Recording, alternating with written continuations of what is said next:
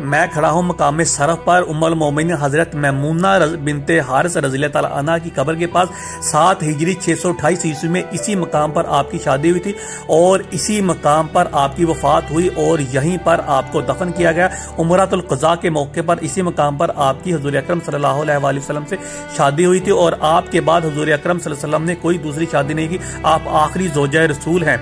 628 ईस्वी 7 हिजरी में यहीं पर आपकी शादी हुई थी। आपसे 40 अहादीस मरवी हैं हजरत उम्मुल मोमिनीन हजरत मैमूना से, और आप 6 बहनें थी। उम्मुल मोमिनीन हजरत ज़ैनब बिनते ख़ुज़ैमा आपकी बहन थी। ये मकाम सरफ है उम्मुल मोमिनीन हजरत मैमूना की कब्र। हजरत मैमूना रज़ियल्लाहु ताला अन्हा की दूसरी बहन जो थी वो उम्मुल फजल लबाबतुल कुबरा थी, जिनकी शादी हजूर पाक के चचा हजरत अब्बास बिन अब्दुल मुत्तलब से हुई।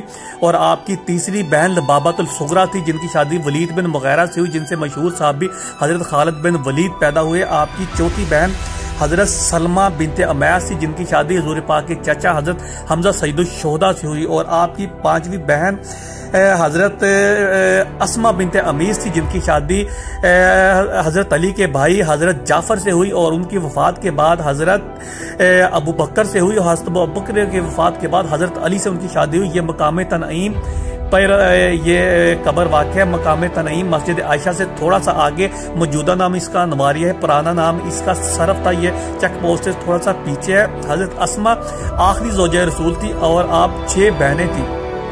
ये मकाम